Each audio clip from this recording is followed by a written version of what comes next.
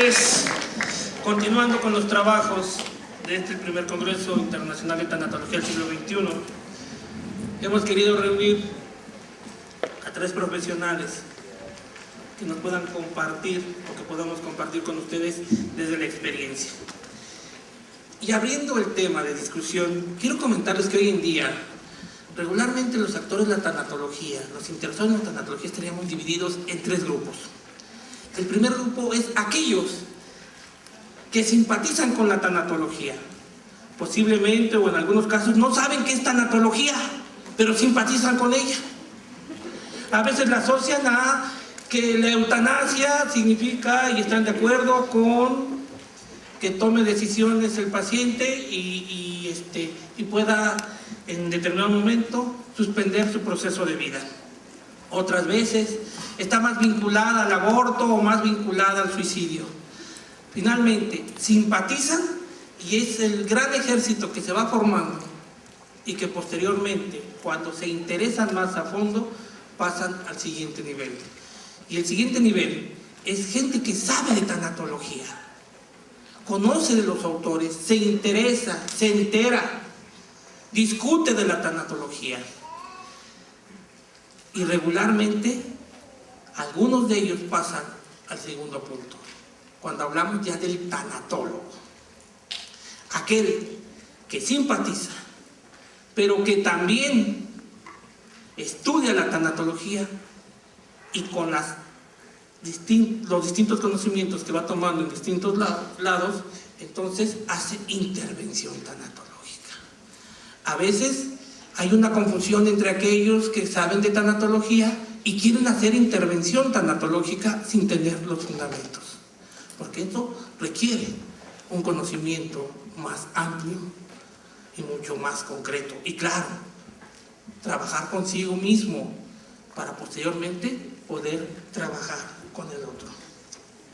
En México y en América Latina tenemos un gran reto. Tenemos que pasar de las clínicas de apoyo tanatológico que hoy existen y que solamente se están ocupando como ciertas herramientas o como ciertos espacios que apoyan el servicio médico, a pasar a las clínicas de tanatología, clínicas que puedan funcionar desde los distintos niveles de intervención, que puedan atender permanentemente y sobre todo que generen el enlace con el área psicológica, con el área psiquiátrica y con el área médica, y que por desgracia todavía no tenemos, salvo en casos muy, muy particulares. Porque esto conlleva una cuestión administrativa más amplia, porque ahora tenemos que generar los espacios del tanatólogo, pero como un profesional de la salud, y eso implica generar los puestos en las instituciones públicas y privadas, el puesto de tanatólogo. Hoy en día en las clínicas de tanatología trabajan las enfermeras y sirven y prestan este valioso apoyo, y también lo hace trabajo social. Pero el paso es consolidar la tanatología, el paso es hacernos más eficientes, el paso es enlazar ese vacío que hoy existe de las distintas áreas y que todos en la psicología de la salud hablamos, la psicología clínica y también en la medicina. Hablamos mucho con respecto a tener nuestro propio espacio y hablamos mucho de que debe haber un enlace entre los distintos profesionales y que por desgracia hasta este momento solo está en el papel y no en la realidad. Por último, el profesional de la tanatología trabaja y funciona en base a las distintas necesidades que presenta el paciente. Y repito lo de ayer, ¿por quién doblan las campanas cuando hablamos de tanatología? ¿Quién necesita el apoyo? ¿El paciente enfermo? ¿El paciente familia? ¿El paciente cuerpo médico? ¿Quién? Hoy en la mañana, cuando saludaba a uno de los participantes, recordaba una experiencia maravillosa que aprendimos en el Hospital Regional de Zona 196 del Instituto Mexicano del Seguro Social. Teníamos una paciente y teníamos alrededor de 10 profesionales trabajando con la paciente. Esta paciente era cuidada por 2 hijas, 12 horas cada una. Cuando empezamos a intervenir con la paciente, el paciente familiar se desborda. Aquí está Salo, que no me dejará mentir, esa maravillosa experiencia. Se desborda. De momento hicimos la contención. Cuando retroalimentamos el trabajo, le pregunté a Salo, tenemos tantos profesionales con esta paciente y no tenemos a nadie con el familiar. Nos pudimos dar cuenta, entonces, que si no tomamos en cuenta a la familia, el trabajo es inconcluso. Hace unos momentos Marina nos regalaba su experiencia y hablaba de que la pareja, el esposo, el novio, el amante, acariciase a una mujer con diagnóstico o con la intervención o el tratamiento de cáncer de mama. Pero ¿cuántas veces no lo hace? Porque no está listo para hacerlo, porque también tiene su experiencia dolorosa, porque donde antes en su psique consciente había 2 mamas, hoy hay una y no está listo para asimilarlo. Y entonces en ocasiones le pedimos al otro que haga lo que a veces el tanatólogo no está haciendo, y tenemos que trabajar. Hoy en día, cuando hablábamos con Tere Mendoza de la necesidad de trabajar con las mujeres de cáncer de mama, le planteamos, y que lleguen los esposos, que vayan los acompañantes. Si no trabajamos con la pareja en conjunto, los resultados siempre han sido muy pobres. Y siempre han sido muy pobres. Porque la vinculación, el regreso a la cotidianidad, el regreso a la vida sexual, difícilmente se va a dar. ¿Cuántos beneficios genera en el paciente oncológico vivir una vida sexual plena, completa, satisfactoria? ¿Cuánto nos ha dado las investigaciones del Marie Curie de Buenos Aires, Argentina, que tiene 10 años diciéndonos lo que sucede con pacientes de cáncer ginecológico? Y entonces debemos de entrar a un proceso de psicoeducación preventivo, porque hoy la tanatología ya no solo llega cuando el tiempo se agota, sino llegar antes de que se generen los grandes conflictos. Pero también tenemos que trabajar, al menos en cáncer ginecológico, con la pareja. Y muchas veces, hacer una reeducación, porque a veces desde antes hay una vida sexual insatisfactoria. Y encontramos muchas mujeres que psíquicamente, no orgánicamente, viven la experiencia de la anorgasmia. Y tenemos muchos hombres eyaculadores precoces, que en sus contactos sexuales no hay satisfacción ni plenitud. Entonces, ¿por quién doblan las campanas de los distintos actores de la tanatología? ¿Por el paciente enfermo? ¿Por el paciente familia?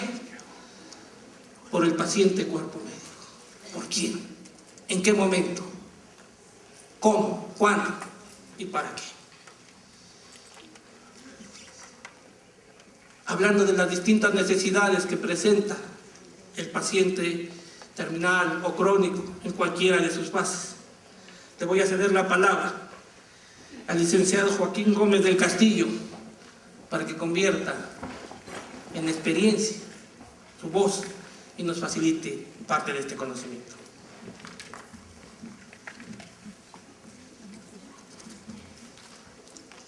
Realmente la historia de mi vida profesional no tuvo nunca nada que ver con la tanatología hasta hace unos años aproximadamente, por el tiempo en que me jubilé.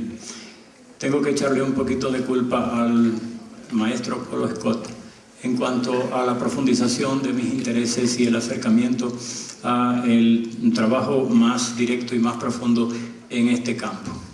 En términos generales, para mí la tanatología era un problema, o sea, la situación del moribundo, la situación de la familia y las circunstancias en que trabaja el equipo de salud o cuerpo médico realmente no estaban directamente en mi punto de mira. Me dedicaba a la psicoterapia, a diferentes acciones psicoterapéuticas, fundamentalmente con neuróticos, diferentes edades, pero me gustó mucho trabajar siempre con jóvenes. No obstante, quizá también motivado por el avance de los años en mi propia vida y por la percepción de que yo también me estaba acercando a un momento importante, que sería el momento de la muerte, me fui acercando a esta cuestión. En realidad, mi encuentro con el profesor Paul Scott en Cuba me hizo realmente sentir como una especie de clarinada que me llevó a trabajar de modo bastante continuo en el Hospital Oncológico de Santiago de Cuba. En el Hospital Oncológico de Santiago de Cuba hay un departamento de psicología. En realidad es un departamento de psicología, no hay un departamento de tanatología. Y las condiciones en que se trabaja no han sido preparadas exactamente para este tipo de trabajo. Mi primera motivación fue siempre la del trabajo con el paciente, propiamente dicho, y muy específicamente en aquellos que se encontraban muy cerca del momento definitivo. Ha sido realmente un gran descubrimiento dentro de mi vida profesional, ha sido un giro muy importante porque descubrí un mundo nuevo en el campo de la salud. Este descubrimiento tuvo que ver fundamentalmente en el primer momento con la utilización de la psicoterapia para trabajar con el paciente, fundamentalmente con el paciente oncológico, y posteriormente hacer psicoterapia a familiares. En nuestras condiciones, donde los recursos materiales y los espacios disponibles no permiten hacer ciertos tipos de intervención, por lo regular trabajamos siempre al lado del paciente en la sala misma en que se encuentra ingresado y muchas veces en un ámbito en que no se dispone de tanta privacidad como se desea. En ese ámbito nosotros hemos tratado de encontrar siempre la forma de penetrar a los aspectos más profundos de la vida del individuo que en ese momento está haciendo un vuelco importante en todo su sistema de valores. En realidad yo me he acostumbrado a ver que se dan vuelta, se viran, se convierten en algo completamente diferente los valores del individuo cuando se encuentra frente a la muerte. Lo banal se hace esencial, importante, trascendente, mientras que lo que era importante y trascendente pasa a ser banal. Es un momento en el cual he podido ir organizando manera de atender a las personas, y esto se fue convirtiendo en una transformación de mí mismo como profesional, pero también de mí mismo como persona. Durante estos últimos 2 años hemos estado trabajando en entrenar personas jóvenes en este ámbito, y creo que ha habido un resultado muy positivo en aquellas personas que a punto de graduarse como psicólogos pueden empezar a sentir que tienen algo muy importante que hacer. Eso me complace extraordinariamente. Creo que lo valoro hoy, después de haber trabajado 36 años enseñando psicología a futuros médicos, y después de haber trabajado con todos los grupos de psicólogos que se han graduado desde que se fundó la carrera enseñándoles psicoterapia. Creo que este ha venido a ser uno de los descubrimientos trascendentales de mi vida profesional.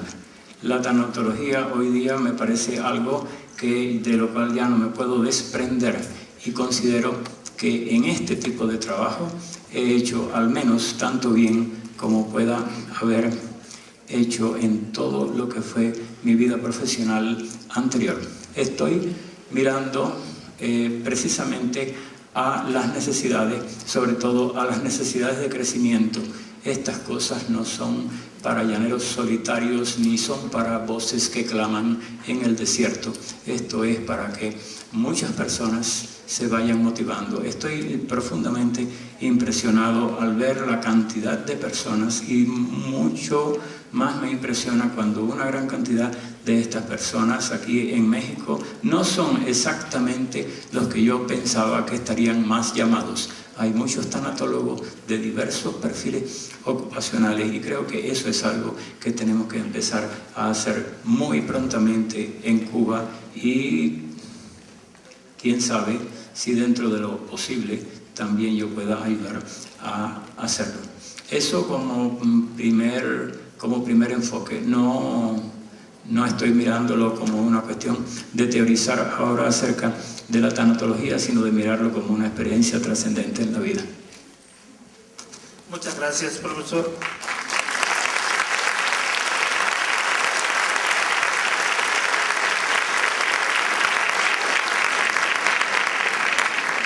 Y vamos a darle paso al doctor Cobian para que participe en este panel. Adelante, compañero. Muchas gracias. Yo pienso que Marina, a quien felicito, le iba a felicitar en ese momento, porque bueno, otros colegas acudieron a hacerlo con mucha razón y ya nos tocaba entrar al estrado para comenzar el panel. Yo la felicito nuevamente y voy a tomar su intervención como un punto de partida en un sentido, ¿no? Y usted decía algo muy importante: hay que amarse mucho para subir, para levantar. Y es el impacto que tiene la enfermedad. Siempre hablamos y lo expresamos en los cursos que hicimos de la importancia que el paciente, equipo médico, como tú decías, Marco, ayer en tu intervención magistral, el paciente, equipo médico, tenga en cuenta los derechos del paciente, los derechos propios del equipo, pero también el famoso cuadro interno de la enfermedad, que significa, entre otras cosas, circunstancias en que transcurre la enfermedad y la posición social del paciente.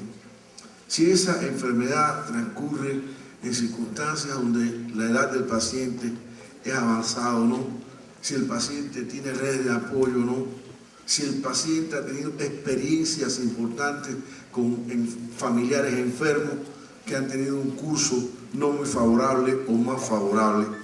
Y me recordaba de una compañera de trabajo, profesora allá del Instituto Superior de Ciencias Médicas, profesora de inglés, que también fue sometida a una intervención quirúrgica por cáncer de mama,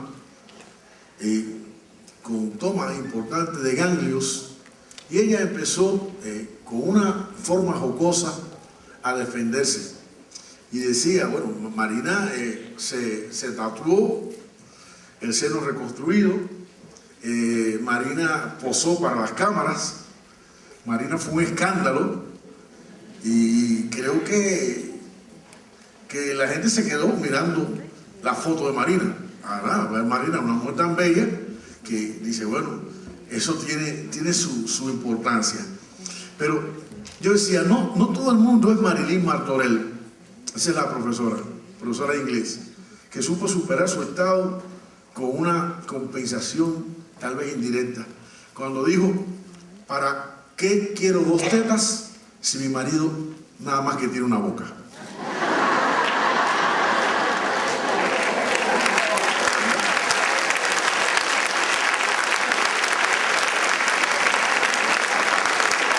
Con las dos hay una estética, pero con una se funciona. Y sin la otra también se funciona. Porque hay muchas zonas erógenas en el cuerpo para pensar que se pierde la sensualidad, y se pierde la sexualidad porque falta una cuando no se puede reconstruir, como en los países más avanzados en cirugía de mama se hace.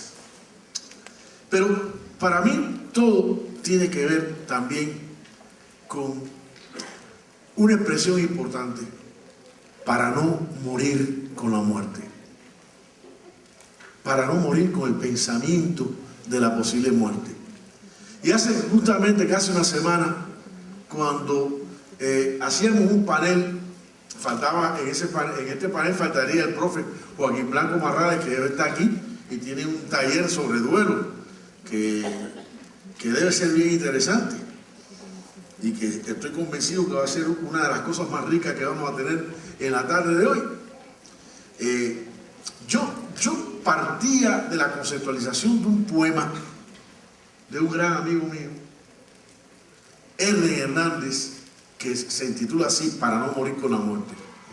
Y él decía: para esperar a la muerte voy a hacer una fiesta grande, donde tomemos cervezas con tamales y ají picante. Si estuviéramos en México, decía con tamales y chile, ¿verdad? Recordaré a mis amantes, todas vírgenes y santas. No son muchas ni son tantas, pero notarán mi ausencia, pues yo la he buscado, y han cambiado de presencia sin darse cuenta siquiera que la pobreza es pasajera, que la riqueza es pasajera, porque la vida es pasajera. Un bulto carcomido por tiñosas puede ser mi tumba. Si lo ven, siembre rosas. Y si de mi guitarra queda alguna parte, por favor recójala y agárrate, como hizo Marina con sus esculturas. Cuando tu vuelo no tenga razón y sea de despedida, paloma, estás herida. Cuando renuncies a todo lo bello que nos da la vida, paloma, estás perdida. Ve tras la canción, que es mucho mejor. Y la canción siempre expresa esperanza. Cuando una paloma o un ser humano está perdido, no tiene rumbos, no sabe dónde ir. Y el impacto de una enfermedad puede perder a una persona, puede herir a una persona, pero lo importante es que de cualquier parte de una guitarra que queda, la sepamos recoger y hacer arte, hacer vida, hacer sueños, hacer esperanza. Yo parto de un concepto que es importante y que se encuadra, creo que bien, en los elementos tanatológicos que hemos estado discutiendo aquí, que es que cuando una persona está enferma, tiene que pensar como mecanismo redimensionador de su vida el vivir profundamente la vida.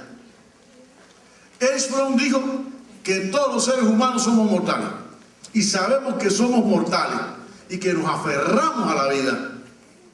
Entonces, Marcos ayer hablaba también de ese movimiento de una calidad de vida para morir con dignidad, de esa muerte con dignidad. Bueno, yo presupongo que morir con dignidad significa prepararse para morir con dignidad, pero vivir profundamente la vida. El segundo elemento, tener capacidad de amar y no sufrir. El paciente familia sufre, el paciente enfermo sufre, el paciente equipo médico sufre, ¿no? Vamos a amar la vida. Si amamos nos puede doler un determinado elemento, nos puede doler la enfermedad de un ser querido, nos puede doler la desaparición de un ser querido, pero si amamos no podemos sufrir, que no significa no llorar, que no significa no sentir la pérdida, pero es no sufrir. Y tuve la experiencia de un chiquito que me trajo su madre en el curso precongreso, y decía: tú te estás matando, tú te quieres defender tanto que te estás matando y no te estás dando cuenta que estás sufriendo queriendo vivir. Hay un conflicto en ti que no te deja avanzar. Quieres vivir, tú quieres vivir, ¿verdad?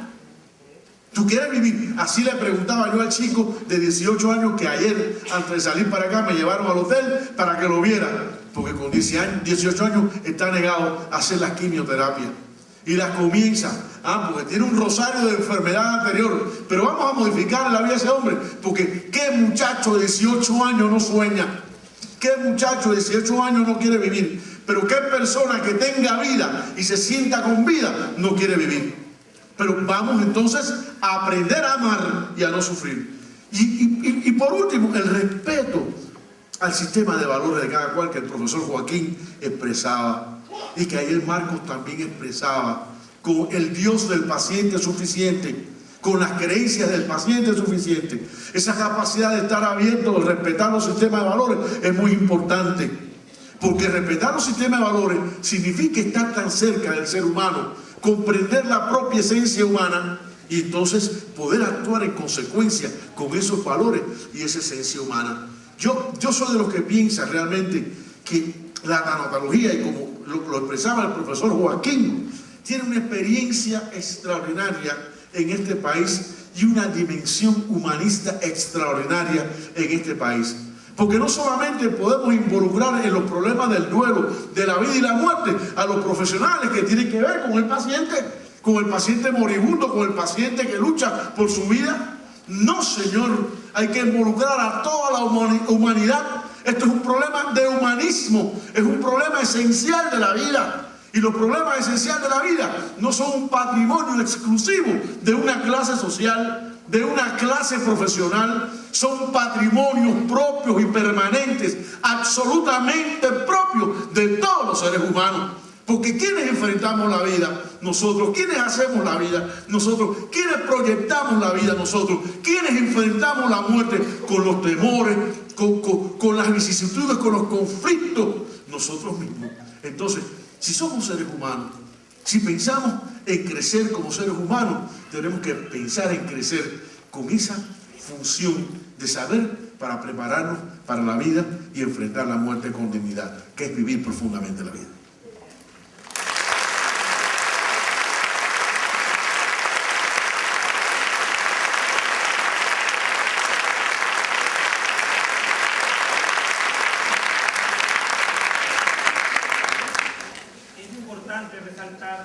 Que un paciente no nace con un diagnóstico de enfermedad. Ya hay un antecedente, ya hay una vida, hay un estilo de vida. Hace años, cuando hablábamos de esto, comentábamos que teníamos que tomar en cuenta su biografía, su modo de vivir, su estilo de vida ahora y, claro, personalidad y medio ambiente. Y entonces empezaron a surgir los primeros resultados y encontramos que había personas que encontraban en el diagnóstico de la enfermedad un reforzamiento para vivir con un estilo enfermizo y tóxico. ¿Qué significa esto? Que para algunas personas la enfermedad les daba el pretexto adecuado para sufrir. Porque se habían aprendido a vivir en el sufrimiento, porque la enfermedad le daba sentido a su vida. Y de igual forma encontrábamos que había la contraparte. Personas que tenían estilos de vida basados en la salud y que cuando se presentaba la enfermedad, entonces había un decaimiento, un momento de alta vulnerabilidad, y que regularmente poseían recursos psíquicos, redes de apoyo sociales, y tenían en su conducta, en su forma de ser, caminos espirituales muy determinados. Y que mientras quien vivía en la salud global, no solamente física, tenía muchos recursos para salir y pocas veces se presentaba algo más allá de los rasgos depresivos o ansiosos, del otro lado, el paciente se sumergía. Pero después encontrábamos que no se presentaban los criterios que conforman una depresión moderada, leve o mayor, sino que encontrábamos en ellos depresiones distímicas. Y que entonces ese estilo de vida basado en la depresión o a veces en la ansiedad, se reforzaba y daba como sentido entonces que teníamos que ir más allá en el fondo. Y encontrábamos que a veces las manifestaciones del diagnóstico eran muy parecidas a las manifestaciones del duelo. Entonces revisamos. ¿Quién ya nos había hablado de antes de esto? Afortunadamente, a la mano teníamos los recursos para encontrar los nuevos mecanismos para trabajar. Y encontramos trabajos desde el psicoanálisis que nos hablaban y nos decían cuál es la percepción de enfermedad, la actual o la que se viene a actualizar. ¿En qué momento, en este tipo de personas que viven en el sufrimiento, la enfermedad actual les actualiza todas las otras enfermedades? Y teníamos que ir más a fondo, al lugar donde se encontraban, a los simbolismos que arroja el inconsciente, para empezar a trabajar desde esquemas de imaginería, porque el paciente no reconocía como tal la experiencia, porque solo se manifestaba en su conducta. Afortunadamente, hoy el camino, aunque es largo, hoy ya lo vislumbramos y estamos en él. Y tal vez la reflexión sea, porque es una de las preguntas básicas que debe formularse cualquier tanatólogo cuando está realizando el proceso de intervención. Son dos preguntas que se hace a sí mismo, observando al paciente. La primera pregunta que yo planteo es, ¿quién eres? Atrás de esa máscara, atrás de esa careta, atrás de ese rostro, ¿quién eres? ¿Cómo es tu personalidad? ¿Qué rasgos posees con mayor relevancia? Y la segunda, ¿dónde vives? Y la pregunta, ¿dónde vives?, no tiene que ver con el lugar físico donde se encuentre su casa, se encuentra su lugar, sino ¿dónde vives desde tu esquema de estilo de vida? ¿Vives en la enfermedad? ¿Vives en la culpa? ¿Vives en el sufrimiento? ¿Se fortalece esta con el abandono y las sensaciones de soledad que estaban antes y que tal vez fueron factor que precipitó la enfermedad? Un factor. ¿Vives en la victimización o vives en la salud? ¿Te amas? ¿Te respetas? ¿Te responsabilizas de tu bienestar? ¿Te comprometes con tus similares, con tu familia, con tus hijos, con tu esposa?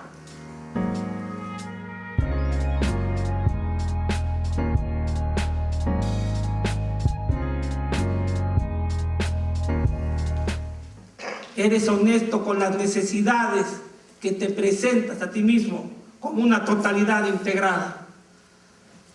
¿Dónde vives? Esto nos dio muy buenos resultados y a la fecha lo conseguimos, lo continuamos llevando a cabo. Conocer la personalidad del paciente es básico. A veces les pido a mis tanatólogos, no intervengan si no conocen al paciente. Escúchenlo, vean cómo se mueve en este mundo, qué recursos posee. Tal vez la primera labor del tanatólogo es observar al paciente o al sistema familiar. Muchas experiencias desagradables hemos encontrado cuando el tanatólogo se cree o se siente omnipotente y llega y interviene sin conocer la familia, sin conocer los miembros de la familia, sin conocer el líder familiar, a los colaboradores, a los saboteadores. Cada familia tiene un ritmo en el que funciona y tiene una historia también a su vez. Tal vez nuestro primer trabajo profesional de intervención es aprender a observar, como se dice en la Gestalt, aprender a ver con los oídos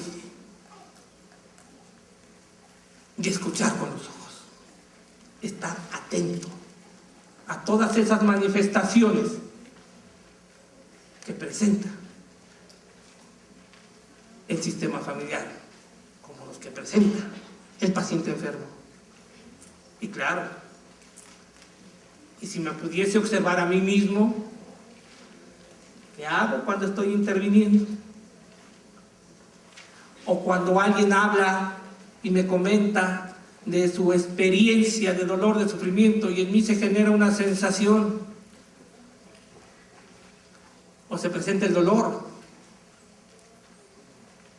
Y a veces digo, en ese humanismo, pseudohumanismo equivocado, es que lloro por acompañar al paciente. No me vengas con eso. Lloras porque se detonó en ti un conflicto que no has resuelto. Y entonces, al estilo del mundo Husserl, dejemos colgados los sacos para continuar trabajando con el paciente que nos corresponde. Sea el paciente enfermo, el paciente familia o el paciente cuerpo médico. Vamos a continuar en este panel y le cedo la palabra al profesor Joaquín Gómez.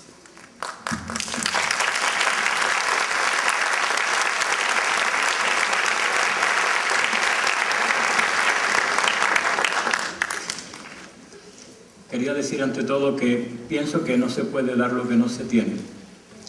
Y en eso me quiero dirigir específicamente a hablar acerca del tanatólogo. He tenido la interesante experiencia ahora en mi estancia en México de conocer a numerosas personas que están trabajando o entrenándose de alguna forma con el Instituto de Psico-Oncología y el Centro de Tanatología y Terapia de Duelo, y he observado que las cualidades humanas, las más nobles cualidades humanas, están presentes y en muchos casos profundamente presentes en muchos de ellos. Realmente en el ámbito en que me desenvuelvo no dispongo de la posibilidad de alternar con grupos de tanatólogos propiamente dichos y formados como tales. Pero considero que trabajar en tanatología necesariamente implica un proceso de transformación personal. Yo considero que es un aprendizaje trascendental en la vida, es un aprendizaje muy importante, es un aprendizaje realmente difícil. Cuando nosotros trabajamos cerca del paciente y cerca de la familia, nosotros vemos cómo aquellos que estamos llamados a atenderlos, y más aún a bien atenderlos, tenemos una serie de límites y bloqueos que lo dificultan. No me voy a extender demasiado en eso porque de eso mismo pienso en otro momento hablar en este congreso. Pero sí quiero expresar que nosotros no podemos prescindir de transformarnos personalmente. Quiero hablar ante todo de la filosofía personal, es decir, de cómo nosotros vemos la vida, cómo nosotros vemos la muerte, cómo nos vemos nosotros, cómo vemos el mundo en que vivimos y a las demás personas de las cuales estamos cerca. En realidad, una de las cosas que tiene trascendencia para trabajar en tanatología es precisamente el reconocimiento de nuestro propio sentido de la vida y la capacidad de encontrar el sentido de la vida de cada una de las personas con las cuales nos encontramos. El trabajo del sentido de la vida con los pacientes es algo muy profundo y muy interesante. Uno aprende de cada una de las personas a las cuales atiende, porque cada quien ve y concibe la vida de acuerdo a su propia historia personal y de acuerdo a los sistemas de valores que ha sido capaz de elaborar. Nosotros tenemos que encontrar la forma de sintonizar nuestro sistema de valores y nuestra comprensión de la vida con aquello que las personas nos están entregando en la situación en que se encuentran. De igual forma, lo que sucede con la familia. Pero hay un trabajo muy serio y muy largo que hacer, que es con el personal que atiende la salud, con el cuerpo médico, con la enfermera, con trabajadores sociales y con técnicos de diferentes ramas de la salud que tienen que ver directamente con el paciente. A nosotros no se nos educa absolutamente, pero absolutamente nada para ser tanatólogos. Se nos educa, se nos forma para luchar contra la muerte y contra los diversos tipos de malestar que el ser humano puede sufrir. Y eso no incluye el educarnos para enseñar a las personas que la vida tiene un sentido, pero que la muerte es completamente inseparable, que es una realidad indisolublemente ligada a la vida. Realmente creo que valorar el sentido de la vida tiene una fuerza enorme cuando la persona está muy cerca de perderla. Y es quizá la gran oportunidad, quizá en ese momento nosotros podemos hacer aquello que no hicimos nunca antes, y quizá también seamos capaces de, en los momentos más difíciles, lograr que la familia encuentre otro modo de ver las cosas que sea mucho mejor, mucho más saludable que el que pudo hacer nunca antes. Entrar a trabajar en tanatología es simplemente el que uno siente un crecimiento personal, que uno siente que las cosas se están transformando y que uno siente que todas las personas que se encuentran sufriendo tienen algo que ver con nosotros. La frase que dijo hoy Marco, que la dijo también en el día de ayer y que ya se la he oído antes, es ¿por quién doblan las campanas? La respuesta es siempre que las campanas doblan por todos nosotros, por nosotros mismos, porque siempre que alguien muere, algo nuestro muere. Pero eso solo es posible valorarlo cuando uno tiene cierto grado de desarrollo de la propia espiritualidad. De eso hablaremos en otro momento y le devuelvo la palabra al maestro Marco.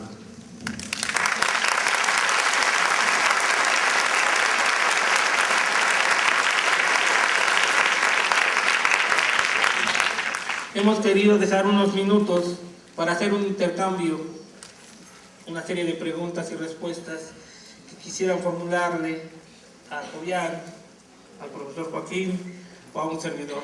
Así que abrimos los micrófonos en este momento para una serie de preguntas y respuestas. Quien guste hacer algún comentario, alguna pregunta, acérquese al micrófono y con todo gusto.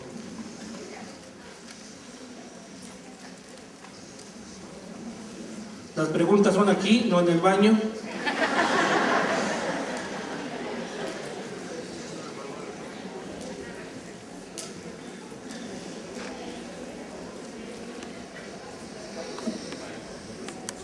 En su experiencia, ¿cuál sería el perfil que debe de tener un tanatólogo?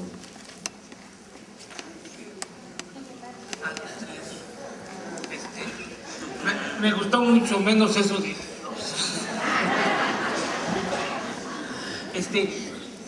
Desde mi punto de vista tiene que tener una profesión base que de preferencia esté ligada al área de la salud. Sin embargo, hay áreas no cercanas a la salud que están generando excelentes tanatólogos. Un área específica sería el área de derecho, que relacionado con su profesión pueden hacer trabajos de intervención no psicológica, sino de intervención y de asesoría con respecto a bienes y el conflicto de testamento que es tan fuerte a veces en este país, donde fácilmente el papá, mamá dejan los bienes, dejan la casa a los hijos, pero resulta ser que no tomaron en cuenta algunas condiciones de tipo legal como la subdivisión de los mismos. O a veces dejan 2 o 3 miembros de la familia viviendo en la casa, pero hay 3 o 4 afuera, y los que están afuera quieren vender, y los que están adentro dicen, no, pues nos lo dejó nuestro papá con tanto esfuerzo, con tanta dedicación, y se generan conflictos que en muchas ocasiones tienden a acabar con el sistema familiar o a romperlo. Preferentemente el área de la salud. Y yo pensaría, si se busca el grado de posgrado, entonces, ¿quiénes estarían? ¿Médicos? ¿Psicólogos? ¿Enfermeras? ¿Trabajadoras sociales? Y cualquier área afín a esta competencia. Ahora, hablemos que no hay un nivel de intervención tanatológica, sino, desde mi punto de vista, he comentado 3 niveles de intervención. Y dependiendo de la formación, se llegará a esos niveles. Primer nivel, acompañamiento, el estar, el saber escuchar, el saber tender redes de apoyo, el saber explorar algunos de los recursos del paciente. Segundo nivel, que sí compete ya más específicamente al psicólogo y más aún al psicoterapeuta, el trabajo de intervención en crisis, principalmente en el tiempo en que se da el diagnóstico de la enfermedad, de las recidivas y muchas otras ocasiones durante el proceso que se va prolongando en la enfermedad, pero que también podríamos hablar del proceso de duelo y que también el área médica pudiese participar, de la salud física pudiese participar. Y finalmente el trabajo y el nivel de intervención psicotanatológica y que requiere la formación de un profesional, preferentemente psicoterapeuta, y que añada el conocimiento que está relacionado al quehacer tanatológico. Entonces, dependiendo de esos tres niveles, veríamos el tipo de profesional.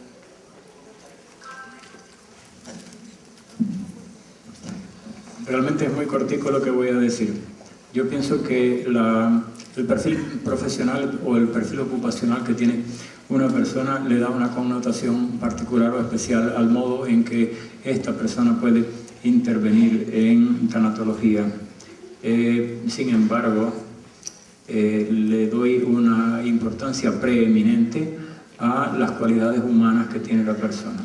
Es decir, el hecho de que alguien sea profundamente humano, tenga motivaciones profundas y una configuración personológica adecuada podría dar potencialmente un tanatólogo de calidad en una u otra profesión y se manifestaría según esa característica. Muchas gracias.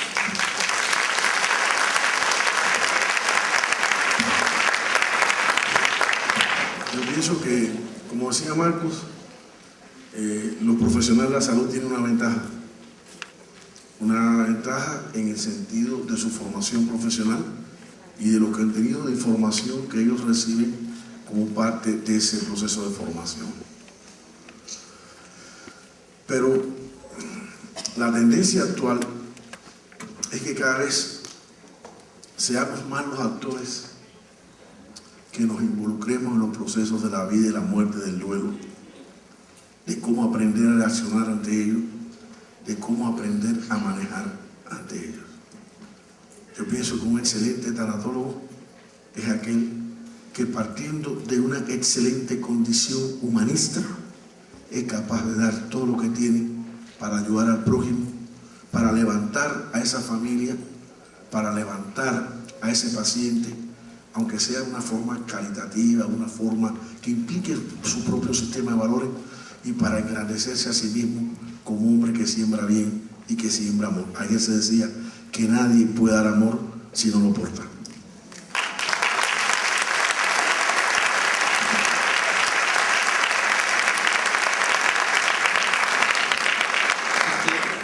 Solamente concluir que tengo el gusto de conocer a excelentísimos tanatólogos mexicanos y varios de ellos iniciaron con el promotorado, que vinieron y se interesaron por conocer más y tener más herramientas de intervención con pacientes.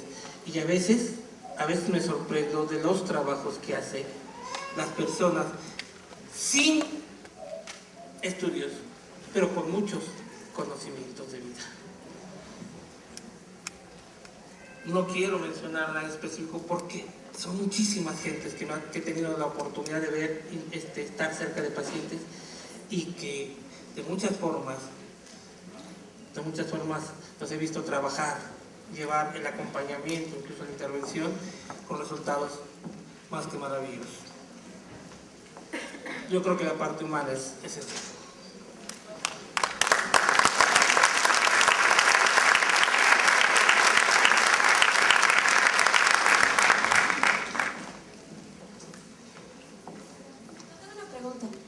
El trabajo tanatológico a lo largo de las conferencias se ha tratado de, el trabajo con la familia, pero a los niños siempre se discriminan en esta parte. ¿Ustedes cómo sugieren que sea el trato de los niños? Tanto los niños que están enfermos el paciente niño enfermo como el paciente familia niño? ¿Cómo sería la forma de trabajar? Mira, desde mi experiencia y el trabajo que en el tiempo he hecho con niños, es el paciente más maravilloso y con el que más fácil se trabaja. El conflicto está que si el adulto trae conflictos lejanos de su niñez o trae la visión pobrecita, entonces va a arrojar sobre el niño muchas cosas. Hoy en día y por muchos años hemos tenido los elementos de la terapia de juego de las distintas corrientes.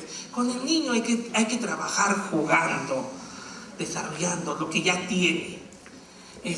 A veces he hecho críticas muy fuertes hacia profesionales de la salud que han tratado a los niños como adultos chiquitos, que han querido hacer intervenciones que no están diseñadas para niños.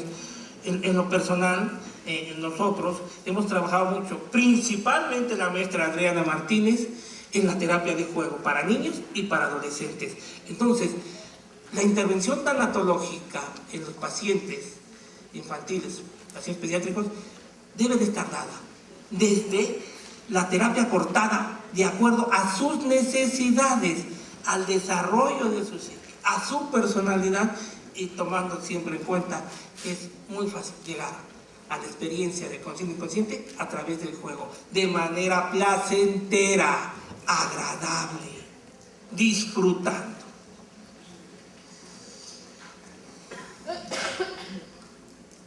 Buenas tardes. Bueno, Es para los tres. Ustedes mencionan que tienen mayor auge o mayor facilidad para ser un buen tanatólogo todo aquel que sea que tenga que mirar con salud. Desgraciadamente, les he de decir que no siempre los que están en el sector salud tienen el humanismo, que bien dijo el doctor Alberto, y tienen la sensibilidad para poder tratar al familiar y al paciente. Esa es una. Y la otra, acaba de mencionar algo sobre los niños.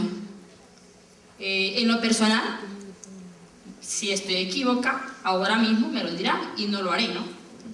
En oncopediatría y cardiopediatría me ha tocado estar en el Hospital General allá en Veracruz. Afortunadamente, de hace 3 años a la fecha, yo para poder, me he dado la oportunidad de compartir después de todo ese camino que me tocó, de estar cerca con el médico que me llamó, que ustedes deben de conocer, Sergio Gómez Dorantes, tal vez, a alguno le sonará, es el médico oncopediátrico de allá, en ese hospital. Me dice, ¿por qué no me ayudas a mirar a los papás cuando recién llegan con un pichito o un bebé, un guachito? ¿Cómo decirle? Es lo que usted decía, cómo trabajar también con el equipo médico. Entonces, yo me fui haciendo poco a poco, diciéndoles al nivel de edad a cada niño, jugando, por ejemplo, son milicos, militares, y diciendo que íbamos a bombardear, le ponían yo muchas pelotas de diferentes tamaños, que son las células cancerígenas, ¿no? Casi siempre son leucemias las que tienen las criaturas en ese tamaño. Entonces, lo preparaba, según yo, antes de hacerle entender primero, de acuerdo a esa edad, que tiene una enfermedad y que tiene que estar que va a recibir una invasión para matar a todos esos fantasmas malos que venían sobre su cuerpecito. He logrado que antes, en el proceso y hasta su final, satisfacciones de acá. Y no soy ni enfermera, ni trabajo social, ni nada que se le parezca en sector salud.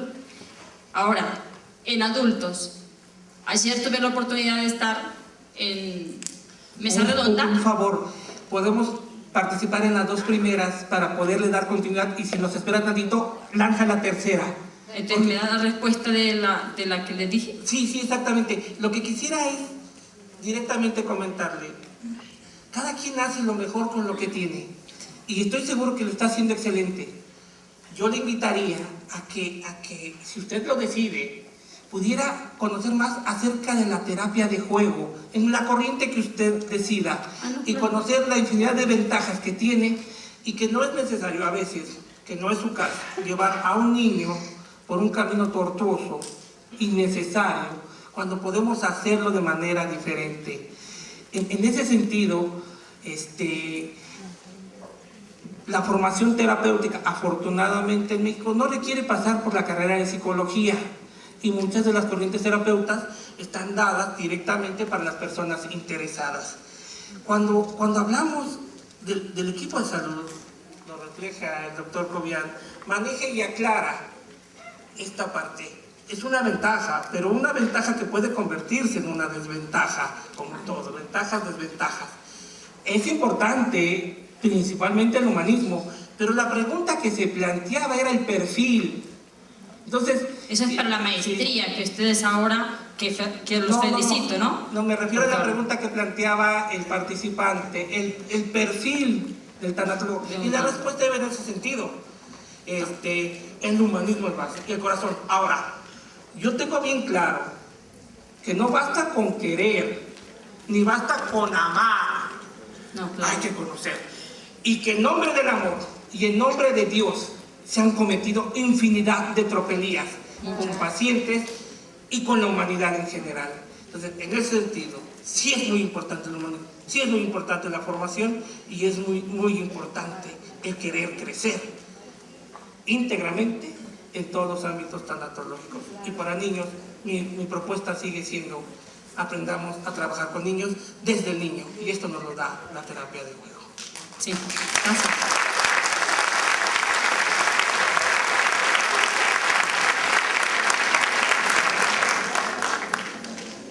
Solamente para felicitarlos y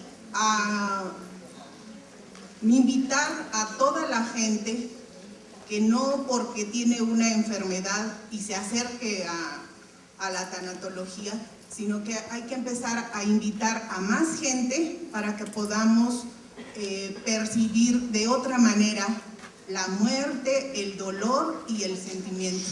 Muchas felicidades a todos los que se dedican a esto y que nos dan tanto de ustedes. Muchas gracias.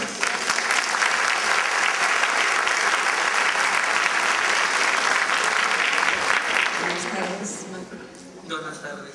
Tengo el orgullo de decir que soy de la primera generación de tanatología de la Escuela de Tláhuac y que es un orgullo muy grande para mí participar en este congreso. Yo quisiera comentar una cosa, Marco. Como primer congreso, yo veo que está hermoso, hermosamente organizado. A mí me gustaría que en los próximos aquí estuviera gente de gobierno, directores de salud, del ISSSTE, del Seguro Social, de todas esas áreas donde más que nada puede haber aquí mucha gente que tengamos la intención de superarnos, de hacer el mejor trabajo, la mejor intervención, pero nos encontramos siempre con muchas limitaciones por parte de los directivos, de los jefes, porque a mí me costó mucho trabajo. Yo vengo de la delegación de Xochimilco y me tengo que estar peleando para que me den permiso para venir a un congreso, para que no importa que me pongan falta, pero yo vengo. Tuve la oportunidad de que se me pagaran 2 diplomados, los 2 que hice contigo allá en Tláhuac, y así tengo que luchar para que se me reconozca como trabajadora social con más de 30 años de servicio. Esta es la oportunidad que yo tengo para mejorar mi trabajo, para dar un mejor servicio a la comunidad. Son muchas las características que debe de tener un tanatólogo, y esto sería mejor si fuera una de las materias obligatorias para enfermería, para trabajo social, que venga desde un programa, que se haga.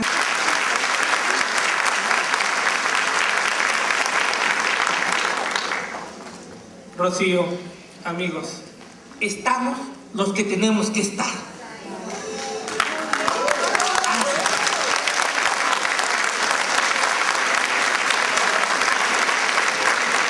Hace tiempo, cuando se organizaba un evento, de esta índole, llegábamos 10, 15 y nos la pasábamos discutiendo y peleando. Y aprendimos algo: si peleamos, no conseguimos. Si nos aferramos a las cosas, a veces se complican. Entonces lo que hicimos fue aliarnos y decirles: claro, tienes razón, pero ¿qué te parece si te acercas y haces un plan? Yo te lo hago y tú lo muestras y vas a ver qué impacto va a tener. Así conseguimos tener la clínica, la primera clínica de tanatología en el Estado de México, en Ecatepec, aliándonos, sugiriéndonos, diciéndoles, y cuando se dieron cuenta nos habían autorizado formar 30 tanatólogos. Ya ganamos, ya dejamos de pelear, o al menos yo dejé de pelear hace mucho tiempo. Ahora el camino corto es el convencimiento y bonito. Y les vuelvo a decir, estamos los que tenemos que estar para este foro.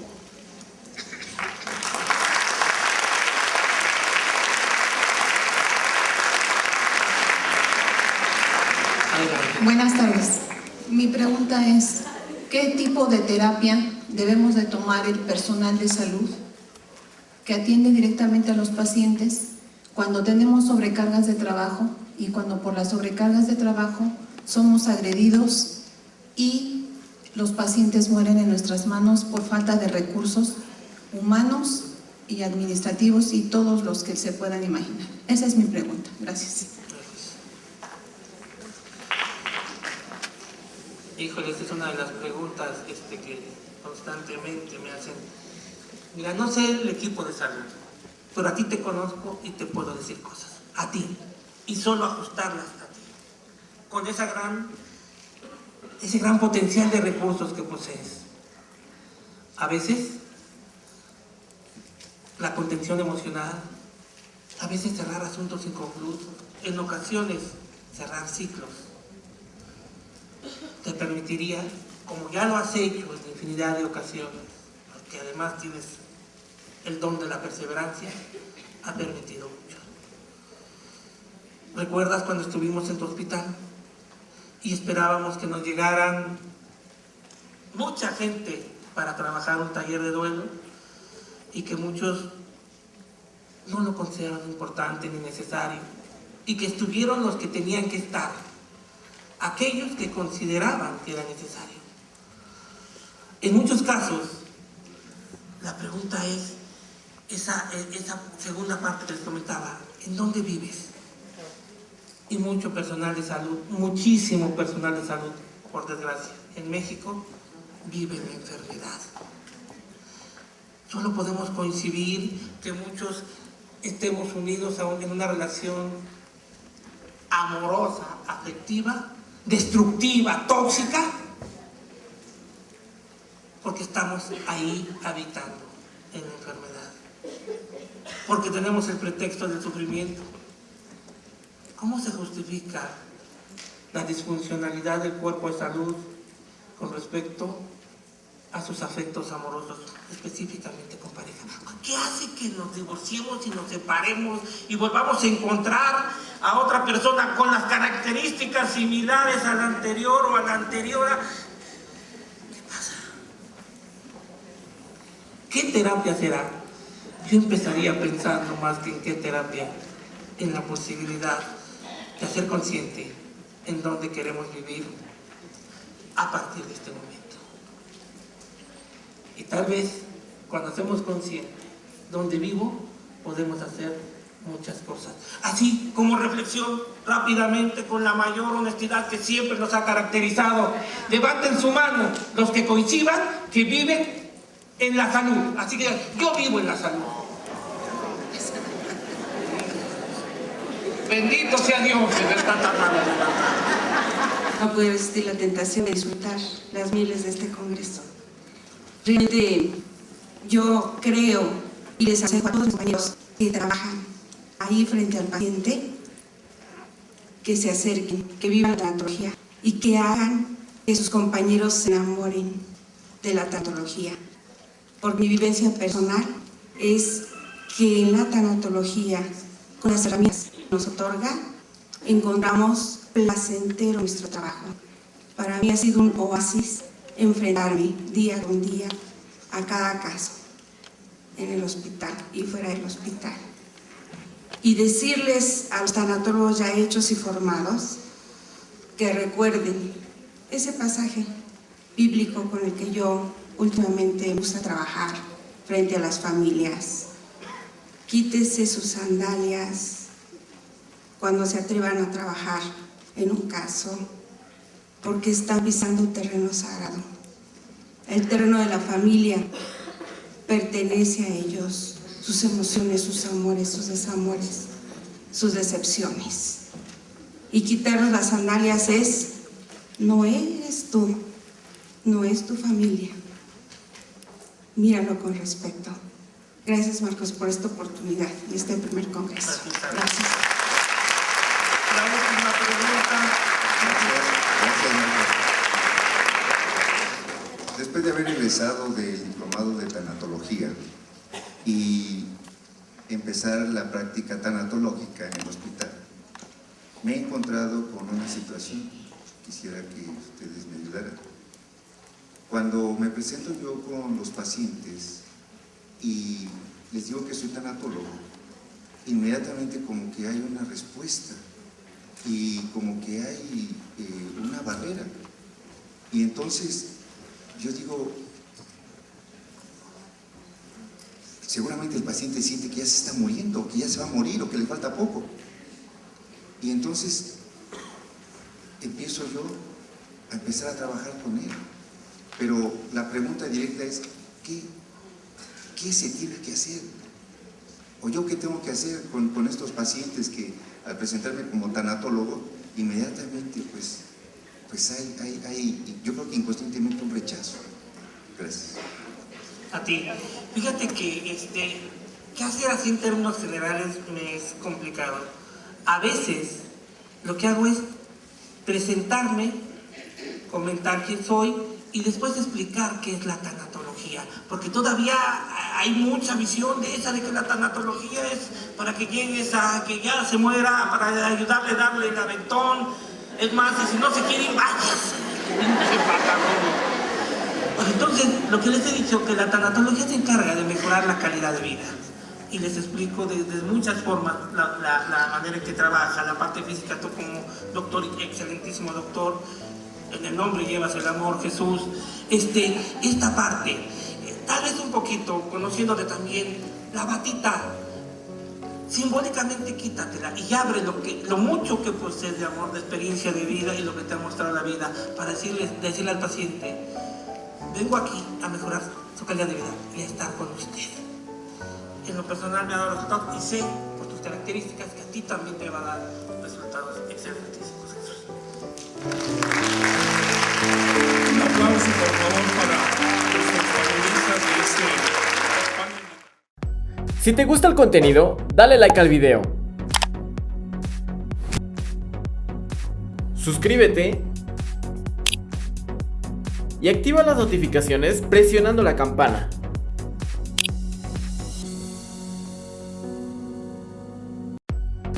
Comparte el video con un amigo o un familiar.